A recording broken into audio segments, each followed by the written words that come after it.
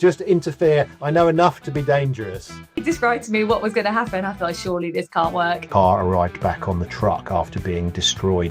And I was like, oh my God. How do you cope with the pressure? This is a big deal. Puts a spanner in my hand. There's some serious problems going on. If we look at the plans for 26. So, episode 1 of the new podcast. Welcome, Mike Scudamore. Lucy Sheehan, thank you very much for having me on. So Mike is team principal, former commercial director, basically in charge of everything, holds us all together. What better person to kick off the new series of the podcast and tell us everything about the year ahead? I'm delighted to be on. It's quite exciting to be back podcasting. It's I like to be able to. I like talking, as you may have guessed, and so I'll be delighted to sort of chat and maybe tell you a little bit more about me, a little bit more about the team, and what to expect this year. Yeah, because I know you pretty well now. We've worked together for 10 years, and but I don't think a lot of people fully understand what goes on when you're in charge of a race team. I reckon a lot of people think it's quite glamorous. You might say it's not. Definitely exciting, definitely challenging. So yeah, let's see what we can reveal to our many fans and listeners who I hope will be tuning in at some point. So start off, Mike, by telling us what is ahead for 2026. We had such a great year in 25, and I know what's ahead. It's amazing. So set out the plans for this year. So if we look at the plans for 26, we've created this great concept where we go to Portugal for pre-season testing. The advantage of going back to the same place, which is the Portimao circuit, where they're actually having F1 back this year. Very exciting. Smaller side. So we are going to be testing there. The advantage is we know the circuit well, we know the facilities well, we know the location, we know how to get boring stuff like flights, hire cars. So it takes away any stress for that part of the time we're there. How and the race team have all the data they need. They've run the cars before. They know what tyre pressures to run. So it enables us to focus more time on the drivers. Of course, we're going out there with 2 new cars this year. It doesn't get much more exciting than that. We've got our GT3 car, which has had a couple of shakedowns, and we've got a new GT4 car, BMW. We've gone all in with BMW for this season, and that's so those 2 new cars are going to get a serious amount of running over a 4-day test, which is a great way to start the year. We're then running a variety of different programs this year. We're running GT3 in this championship called GT Cup. We're running the BMW GT4 for a full season in BRIT. We're running a McLaren GT4 for 4 races in BRIT, which is sort of like half a season. And we're running a selected program of 3 races for our new rookie drivers, Jasper and Tom, in the BMW 240. That's a lot. That's a complicated season ahead, actually, isn't it? And what informed your decision, especially with the BMW GT3, which is obviously our big step forward this year and a massive change for the team? You have a lot of choice about where to race, what to do. What informed? Yeah, I guess there are several championships we could race that car in. BRIT unfortunately doesn't have a class for GT3 drivers. We've been very loyal to that championship, but it just doesn't have a space for that particular car. So it does mean us running over more race weekends. We were quite fortunate last year, and although we had a busy program, they all raced in the same championship, which made it a little easier. So GT Cup is, I would have said, similar level to BRIT. It's very competitive, professional championship, but it's not maybe as high standard as, say, GT Cup. As British GT. So British GT is the top series in the UK. There are races we could do, or championships we could do in Europe, but then that's probably exponentially, probably 2 or 3 times the cost of competing in the UK. And it's not just the drivers learning how to drive the car. We've got to get the team understanding how to engineer a GT3 car. It's very, very different. It's a real racing car. A GT4 car is more like, I would describe it to people as a road car that's been made a bit racy. A GT3 car is a race car that's been made to look a bit like the road going version. So it has so many different things you can change on it, so many different things you can adjust on it. It's sit in the driver's seat, it's like mission control. It's the space station. It's unbelievable. So how as a team do you know when you're ready to take that leap? That's a great question. I don't know if you ever know. I think sometimes you need to be pushed a little bit. We knew that to step up from GT4, we needed to do something. As a team that relies on commercial sponsorship, we rely a lot on storytelling. And what's the next story? What's the next chapter in our journey? If sponsors saw you just doing the same thing all the time, it's quite difficult to then say, great news, we're doing the same thing again this year. It's like, oh, well, you've done that. We've done that with you before. So to be able to tell that next story, that's what really sort of pushes me along from a commercial perspective. And Al and the race team want to be better, want to learn new things, want to race faster cars, compete in better championships.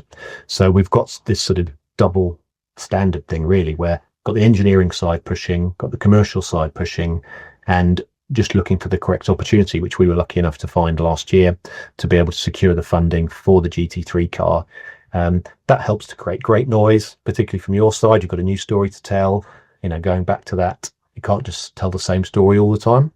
So it's nice to be able to say, we're making progress to our Le Mans goal, which we always knew was a lot optimistic, but now feels more attainable than it ever has before. And do you think, what kind of message do you think it gives to the racing industry and people, our peers in racing, to see us at that level? I think we probably surprised a lot of people.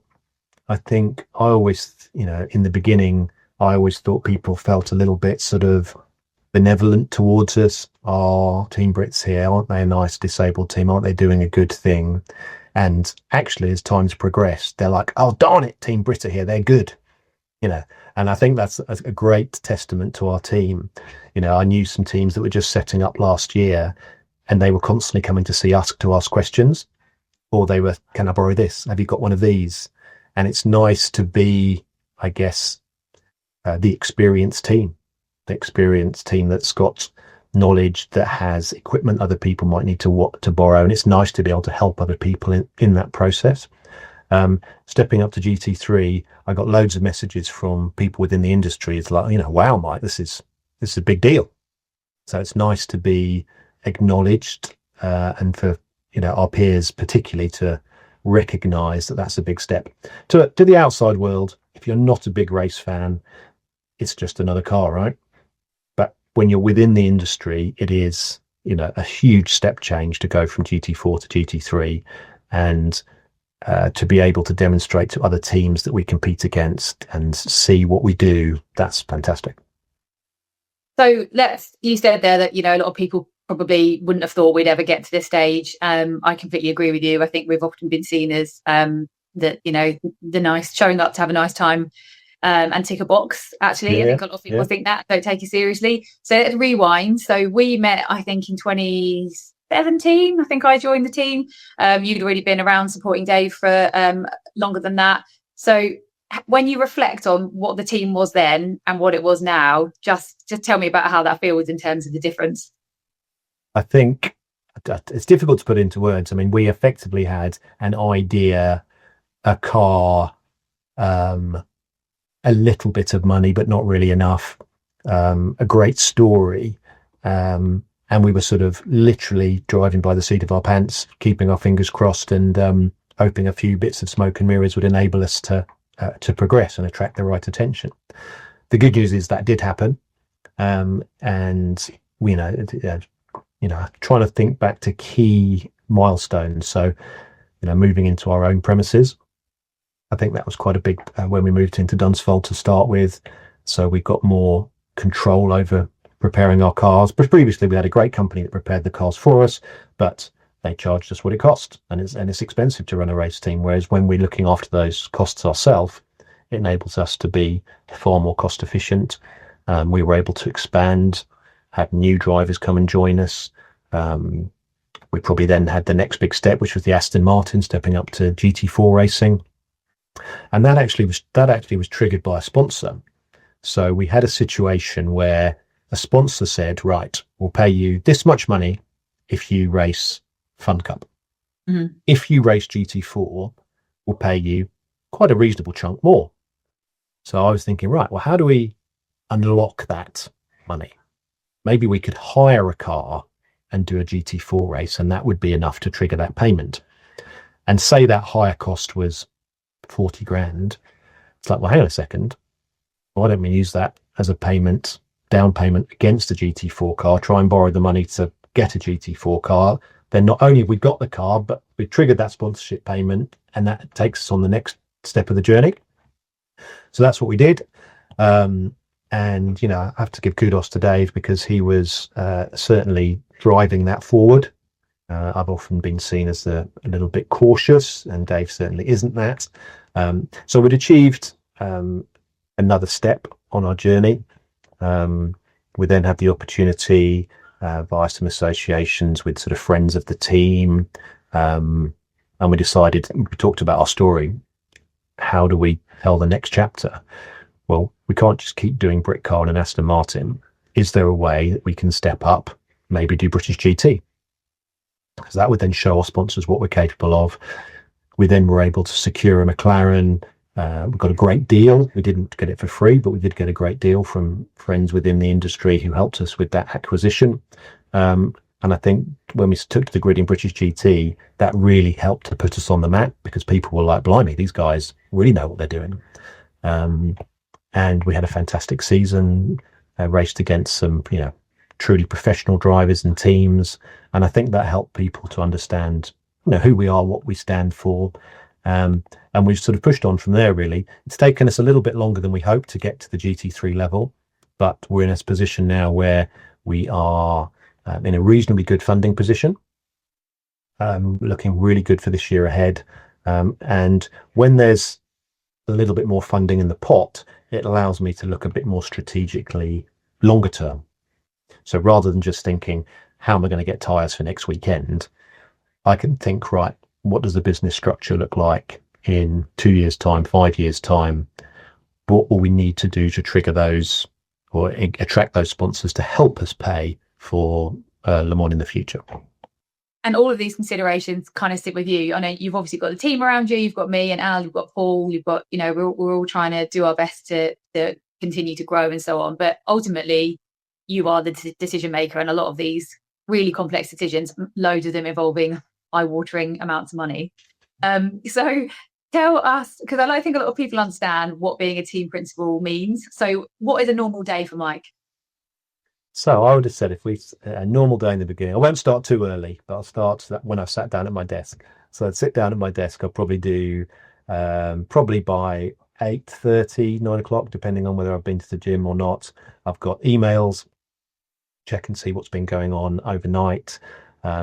If we talk about this time of year, it's it's sponsor contracts, driver contracts, it's deadlines for teamwear, it's deadlines for race suits. It's speaking to Motorsport UK. Can we get race suits modified for our new amputee driver? Is there a way that he doesn't have to sort of drive around the paddock or walk around the paddock with, you know, huge extra long bits of leg, because previously you couldn't modify a race suit? So now there's a way where we can get a special FIA adaptation certificate. So things like that. Things like that you probably wouldn't even think about that are a requirement to go racing. So those have been the main focus, making sure we're invoicing to get the sponsorship money in that's been agreed, back and forward on contracts, making sure the terminology is accurate, that people are happy with terms that we've agreed. And then normally the terms we agree are quite straightforward, but there is a normal sort of commercial contract that goes with that, with all kinds of funny legal jargon terms in that somebody kindly produced for me that are well above my level of knowledge. And then that has to go often to the company's legal department for them to review, send me back a markup. I have to review that, see whether it's acceptable. So that's, this time of year, it's very much contract associated. We're talking to race series, making sure, working with Al, making sure we've got the entries in for the right cars, the right drivers, working with drivers to make sure that they've got their sponsorship budgets in place, managing a few bits and pieces hanging over from the last, when we raced in America last year. There's a few outstanding items we're still dealing with from there. Looking ahead for what the season looks like, where might we do hospitality, what's available, where does that sit like geographically in the country, and how does that all work, and then just making sure that, you know, I can pretty much leave Al to run the workshop, but making sure that I'm in regular contact with him so I know what's going on, Um, that's pretty much a standard day. It's quite full, I guess. I mean, that's a lot, right? Yeah. And I've got to try and get new sponsors too. Yeah, and that's I just wanted to stick on that for a minute. So before you were team principal, your responsibility was commercial director. So you were the money man, just you're still the money man, but a lot of other stuff. Other stuff too. And it's this time of year when you're in those crucial contract negotiation stages. How anxious do you get when you're, speaking to one of our brilliant sponsors that gives us a fair amount of money to help us do what we do, and you've got to sit down and have those conversations about we need your help again?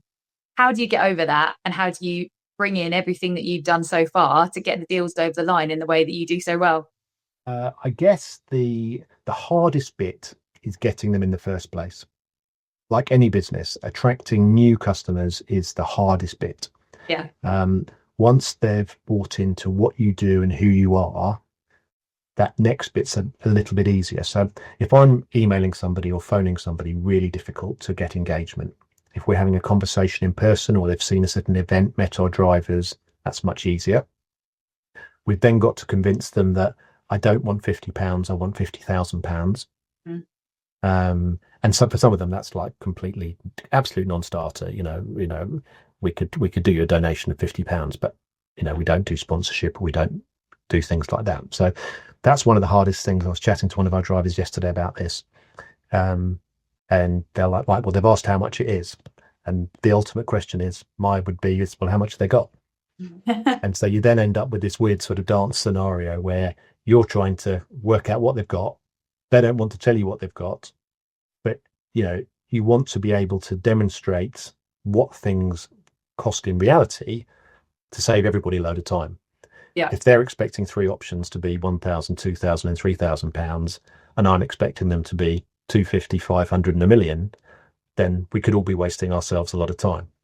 So trying to have those conversations is difficult.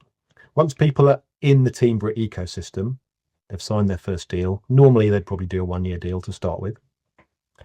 It's my job, and to a certain extent your job, to make sure that they have a great partnership, and I treat them as they are our customers of our business. If we were selling apples, they're buying our apples, and we need to make sure that they enjoy the apples and they come back for more. So it's trying to make sure that they're looked after, they feel valued. We deliver against the deliverables that we've agreed we'll do, and hopefully a little bit more than that. We like to over deliver, and we can prove that those customers have stayed for quite a long time. So but there's a lot of pressure on you, though. I think it's you're always very calm and collected when you talk about this, and it's your world and your work, so that makes sense. But you're employing people, you've got drivers whose whole life is focused on being a racing driver. They love it. You've got to get that money in. So how do you cope with the pressure? Are you always this calm and collected? I'd like to think I'm quite calm and collected. I've never seen you flustered. Don't get me wrong. Under the surface, I think when there was a change in leadership at BRIT Insurance, that made me very nervous. Yeah. Historically, within any sort of business, when you get a new CEO, they might have something that they like to do, and very quickly you'll suddenly find that the business pivots in what it supports and how it allocates its funds. So we've been very fortunate that BRIT Insurance have continued to support us, and that first meeting after the change, I would have said that's probably one of the most nervous times I've been. Yeah. And for people that don't know, BRIT Insurance have been our title sponsor for a long time. They were really pivotal in changing the course of the team, actually. Absolutely, yeah. I mean, when we first started off, that we pitched an idea to them, they bought into it, and enabled us to really start the team properly. Yeah. And have been a loyal supporter ever since. But I certainly don't take that support for granted. And I think that's a fatal mistake you can make in sponsorship. The deal is not done when the contract's signed and that first payment's received.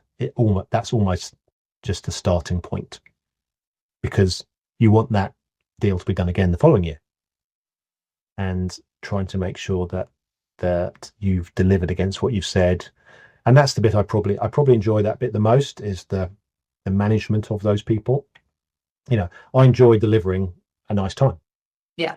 People are coming to the track to have fun, or people are Yeah. sponsoring our team, and we want it to make it a fun experience. We don't want it to be an ordeal. We don't want it to be hard work, because we want their staff engaged. We want their customers engaged. We want them to feel that it's a fantastic thing to do. So that's, I would have said, is there a time when I'm really stressed? Is probably when we have no agreements in place for the following year, and everyone's got different tax years, so people's budgeting times are different. And the perfect scenario is large amounts of money, minimum term 3 years. Mm-hmm. Haven't got any of those, but that's the perfect scenario. That enables me to sort of plan again with a bit more confidence. So if you have a longer term agreement, it makes it a little bit easier. Yeah, I liked what you said there about once they're in the ecosystem, you're over the worst scary bit. And I totally agree. Whenever I've worked with any sponsors at track or events, everyone just has the best time, don't they? And then you haven't got to try, because they can see what we're all about. So we're like, and show them this is what you're letting happen.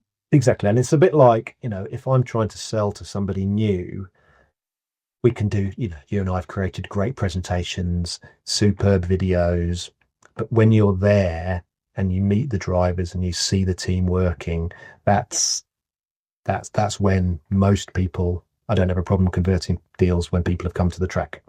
No, exactly. And seen us working. That's and I think other teams are jealous of that. Yeah. Agree. People I've spoken to, I like Mike, particularly, I would say a good example is driver coaches. So driver coaches who've worked at other teams, or mechanics who have part-time helped other teams, comment on the atmosphere of our team being so different. Yep. And I don't think that's something we deliberately set out to do. I think it's just that the right people we have within the team. I think that the ethos of our team and the support we offer disabled drivers does give us certainly a unique selling point.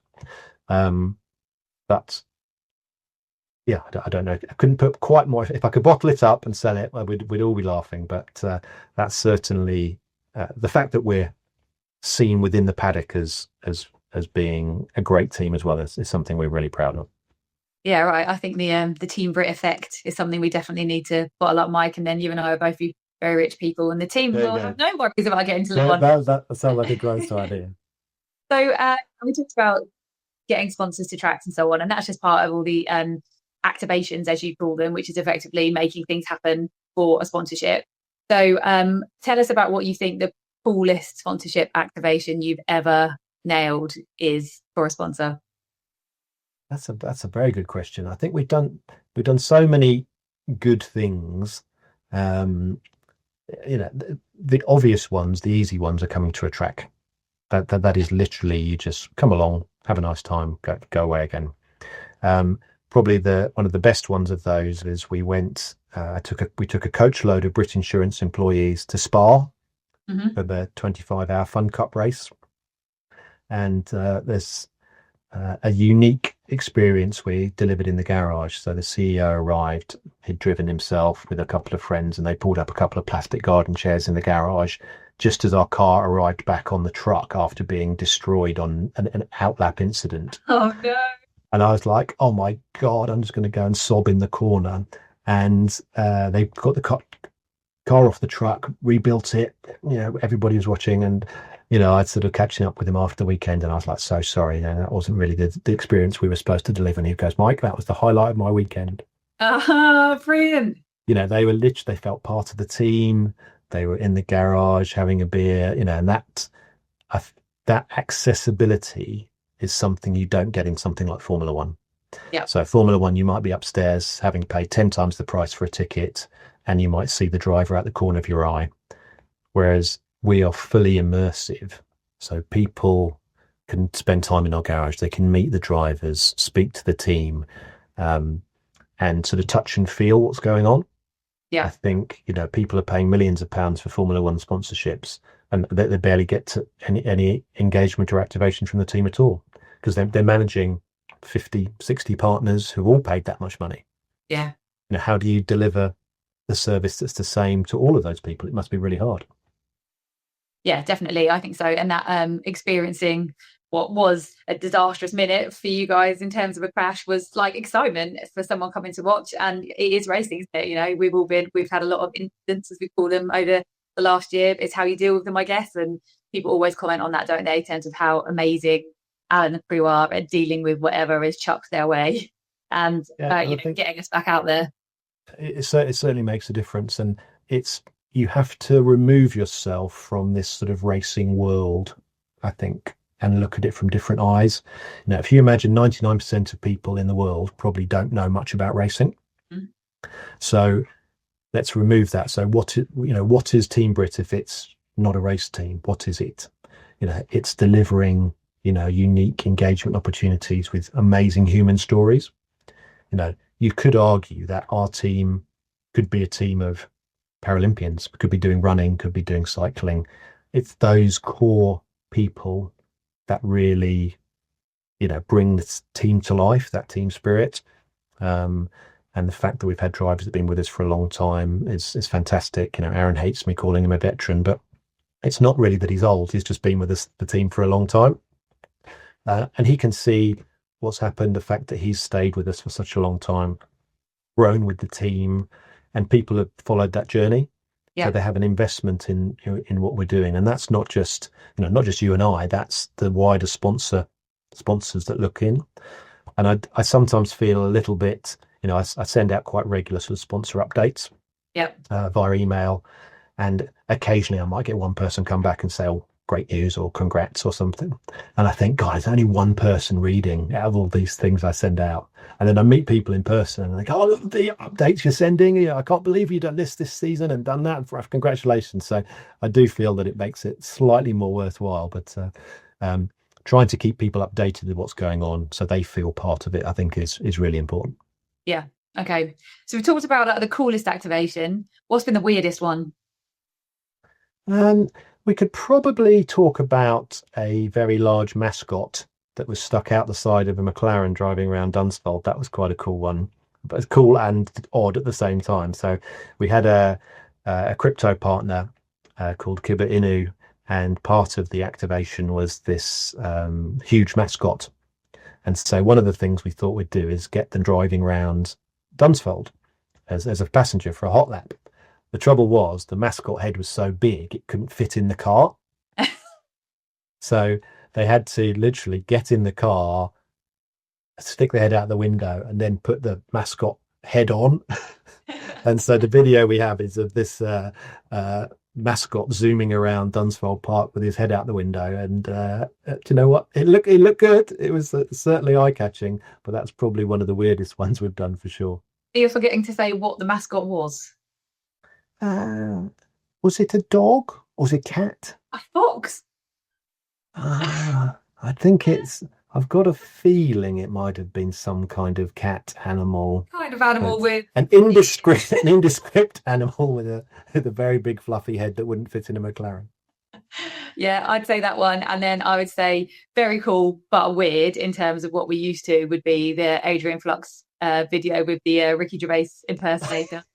I mean, when you described to me what was going to happen, I thought surely this can't work, and it really did. It did, and I was even when we were in America, I had a couple of people come up to me and say they'd seen it and thought it was really cool. Yeah, they have Ricky Gervais in America. He's hosted all kinds of awards and things, so he's quite a well-known character over there. So they thought it was brilliant. And their own version of The Office, don't forget. And their own version of The Office, which you could say is better. That's maybe a podcast topic for another day. Cribbage, but yeah, check out Adrian Flux channels for that video. It's brilliant, and you can find it on ours as well. Okay, so nearly at the end now, Mike. What would your dream sponsor be? You can anyone. Go on and name a company. Dream sponsor. Put them on the spot. I don't know if it doesn't have to be a company.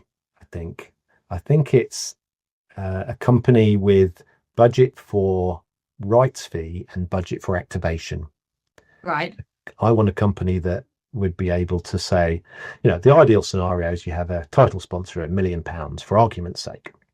Might as well let's shape this perfect sponsor up. So they've got £1 million that we happily take as a Team BRIT powered by nice big £1 million sponsor, but they've also got significant activation budget. So they want to do cool things, they want to do filming, they want to do 100 guests every race, they want that's what I like to be pushed. And I think that if you've got a sponsor that really wants to activate your partnership, not only is it great for them, but everybody else benefits. Yeah. So all the other sponsors are getting profile.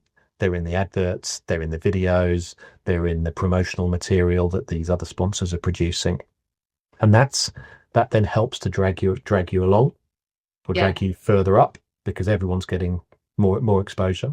So, you imagine sort of the FMCG kind of brands that have the larger amounts of money, sort of your Coca-Colas of this world. There you go, named one.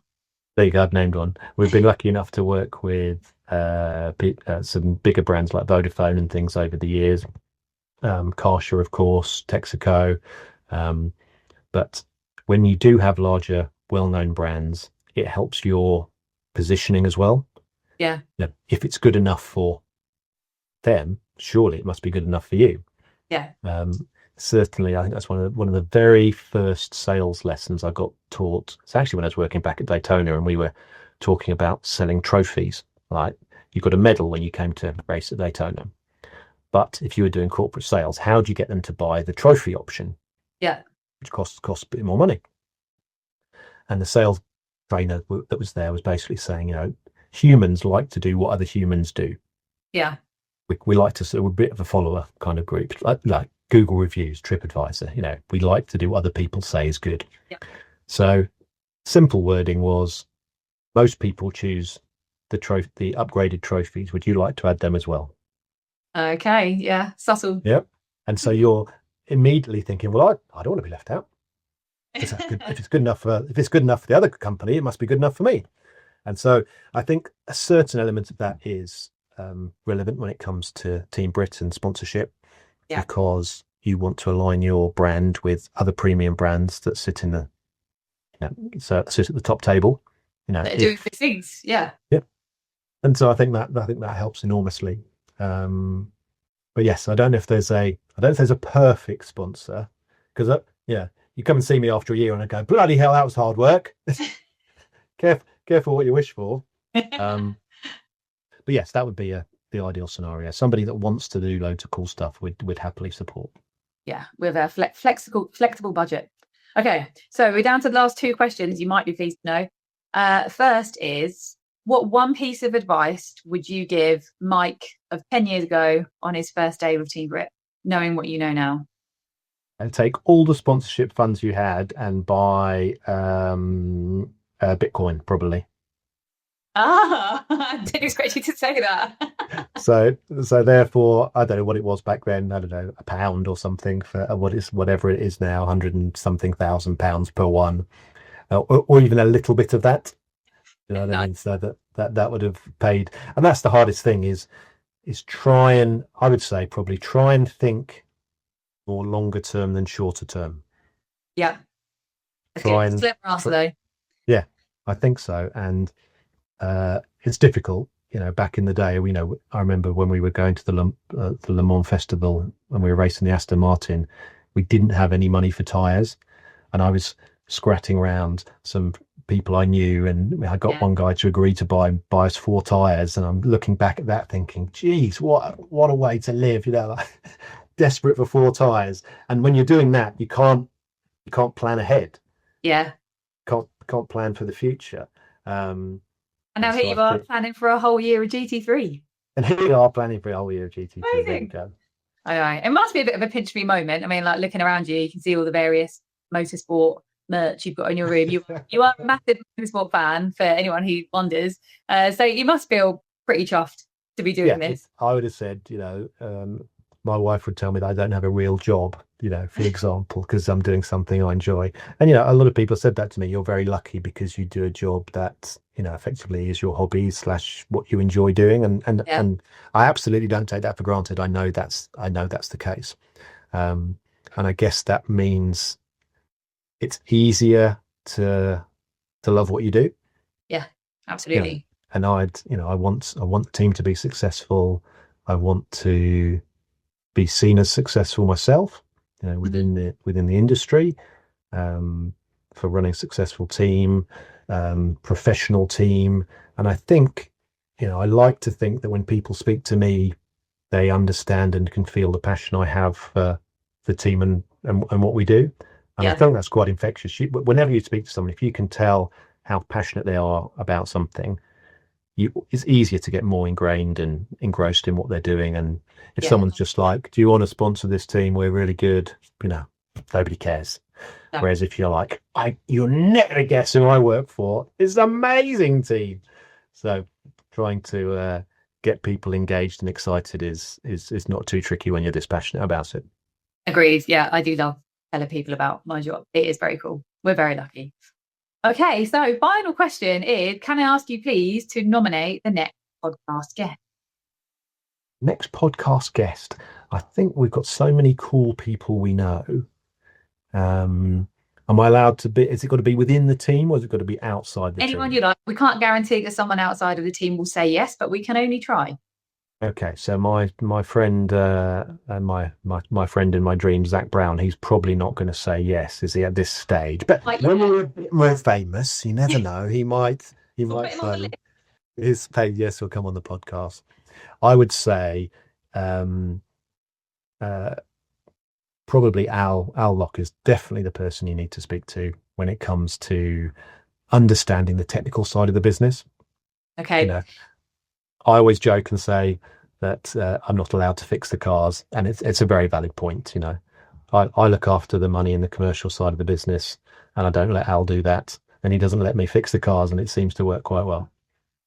indeed. Stick to your own lane and all that. There you go. Just interfere. I know enough to be dangerous, and can interfere a little bit, but that's about it. Yeah, right. And if anyone ever puts a spanner in my hand, there's some serious problems going on. So, on that note, thank you, Mike. It's been a pleasure. Very interesting. Loved it. And yeah, see you again soon. Looking forward to it. Cheers, Mike.